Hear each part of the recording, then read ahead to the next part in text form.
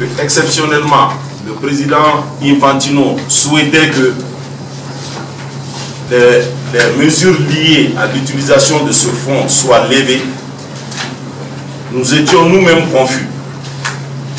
Nous avons écrit à la FIFA pour demander des clarifications.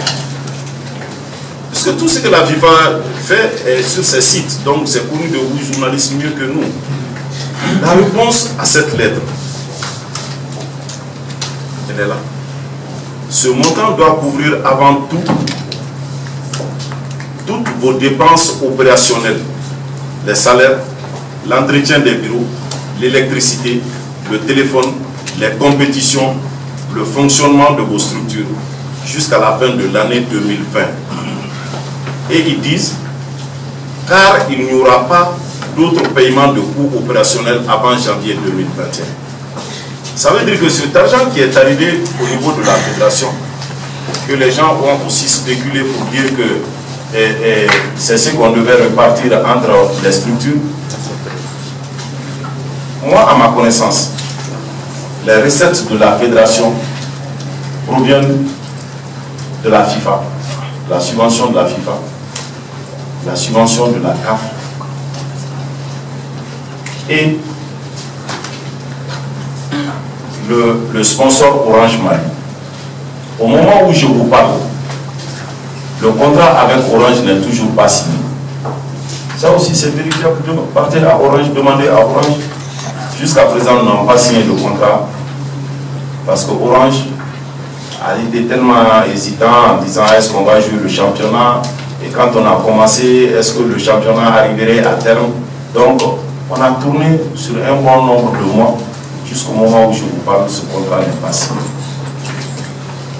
On nous dit pourquoi, si nous partageons cet argent entre nos structures déconcentrées, le problème qui se pose, comment va fonctionner la fédération?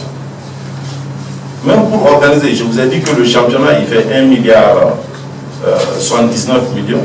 Quand vous prenez le montant total, à supposer que la FIFA ne fasse même pas de restriction sur les 1 million, qui nous donne la totalité des 1 million, plus la totalité des montants que Orange nous donne, sur lesquels il faut donner 460 millions aux équipes, que les équipes nous disent, nous voulons que vous rajoutez ce montant sur vos avoirs, ça ne couvre pas le budget du championnat.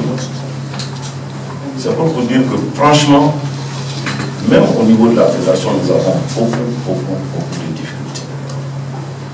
Parce que dans les autres pays, on fait référence au Sénégal, on fait référence à la Mauritanie. Sachez que le Sénégal, rien que la Coupe du Monde, le Sénégal, ses avoirs à la Coupe du Monde lui ont apporté 8 milliards de francs CFA. Que la Coupe du Monde. Ils ont des gros sponsors. Parce que le football chez eux. Et nous, pendant 2015 à maintenant, si je ne m'abuse, c'est à peu près 7-8 ans, il n'y a pas de football au Mali. Donc ça fait que même la possibilité d'avoir des sponsors dignes de ce nom pour nous soutenir est extrêmement difficile. Mais je suis convaincu que si nous nous mettons ensemble, vous, nous et les autres, sous peu on va avoir des grands sponsors qui vont financer le football malien à hauteur de soi.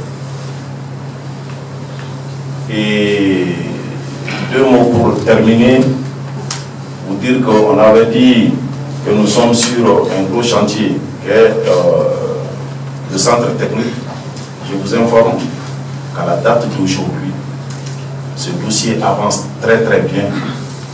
Le Mali est l'un des rares pays au monde qui va bénéficier d'un 2e centre technique, parce que le centre de Caillou, la FIFA ne donne qu'un seul centre technique et Caillou était le centre du Mali. Mais de par votre bénédiction, de par votre accompagnement, la FIFA est en train de nous aider.